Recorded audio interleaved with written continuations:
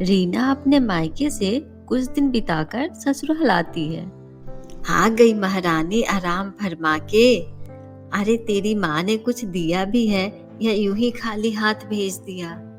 माँ ने तो बहुत कहा था माँ जी, पर मैं ही कुछ लेकर नहीं आई। क्यों? माँ जी आप कैसी बातें कर रही है? मेरी शादी को 5 साल हो गए। आखिर मेरे माँ बाप कब तक यूं ही देते रहेंगे? हमारे यहाँ बहू का खाली हाथ आना अपशगुन होता है।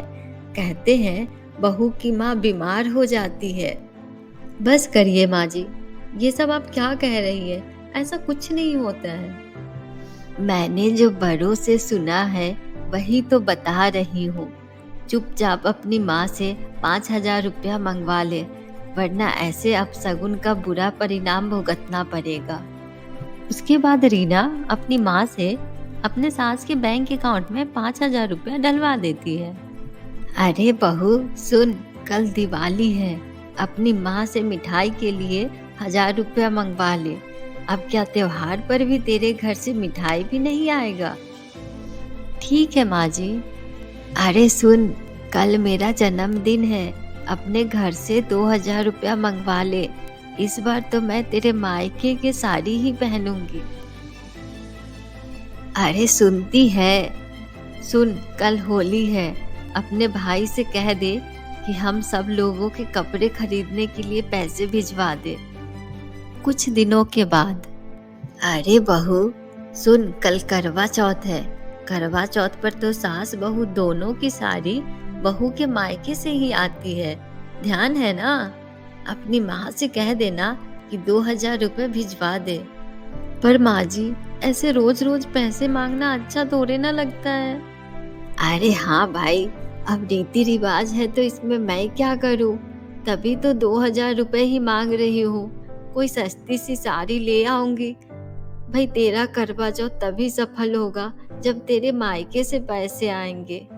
उसके बाद रीना रोती हुई वहां से चली जाती है और सुनीता आए दिन ऐसे कोई ना कोई बहाना बनाकर रीना के माँ बाप से पैसे मंगवाती रहती है। तुमने देखा रवि, आज फिर माँ जी ने मेरे घर से पैसे मंगवाए। हाँ, कुछ जरूरी रिवाज होगा तभी माँ ने मंगवाए होंगे। रवि, आप भी ये सारी बात मानते हैं? अरे ऐसे रीति रिवाज किस काम के कि लड़की के माँ बाप अपनी बेटी भी दे और जिंदगी भर उसकी कर्जा पे चुकाते रहे। देखो रीना, तुम जानो या माँ जाने, मुझे इन सब के बीच में मत लाओ। लगता है अब मुझे ही कुछ करना पड़ेगा। आखिर मैं अपने घर वालों पर कब तक इन लोगों के मांगों का बोझ डालती रहूंगी। वही अगली सुबह। माँ जी, वो मेरे भैया को बेटा हुआ था ना, हर्ष? हाँ हाँ, तब से ही देख रही हूँ, तेरी माँ को बड़ा घमंड आ गया है। ओहो, वो सब छोड़िए माँ जी, 2 दिन बाद हर्ष का पहला जन्मदिन है। अच्छा, तो हमारे लिए क्या क्या तोहफे आएंगे? हे भगवान, माँ जी तोहफे कुछ नहीं आएंगे। मेरे मायके में ऐसा रिवाज है कि बच्चे के पहले जन्मदिन पर बुआ सोने का झूला लाती है। सोने का झूला? अरे तेरा दिमाग तो ठीक है ना? अरे एक सोने का झूला खरीदने में तेरे सारे गहने बिक जाएंगे। हाँ वो तो है माँ जी, पर वो झूला बुआ की सास की तरफ से होता है। तू क्या बोल रही है बहू? भाई तेरा, भतीजा तेरा और झूला मैं क्यों दूं?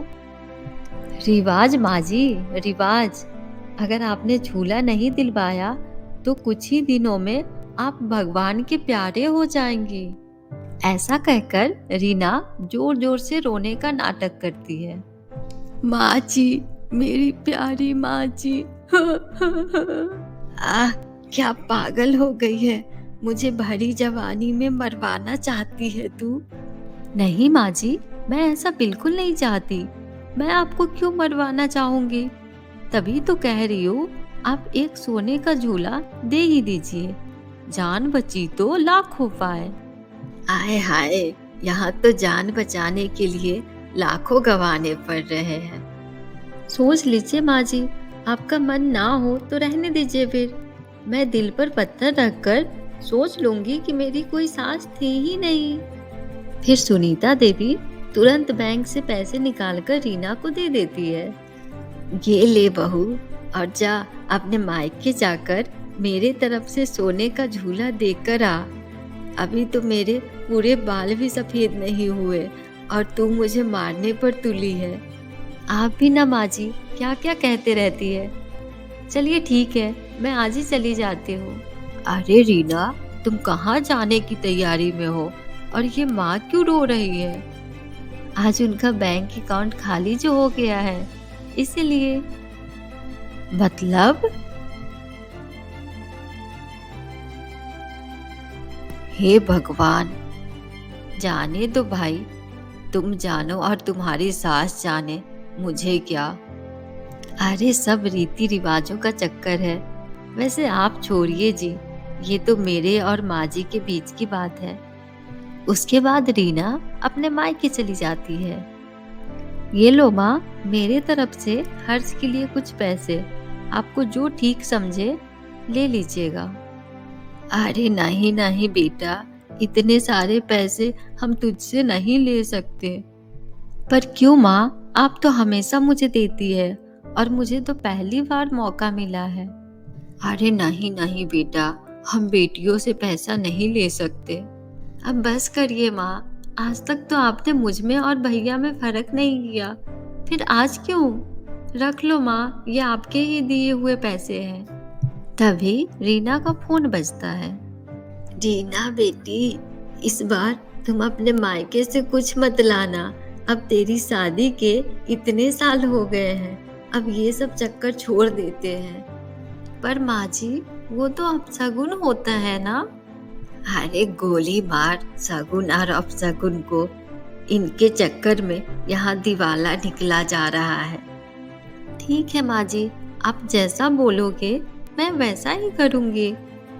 तो दोस्तों, हमें दूसरों से उतनी ही उम्मीद रखनी चाहिए जितना हम खुद दूसरों के लिए कर सकते हैं। ज़्यादा उम्मीद किसी से नहीं रखना चाहिए।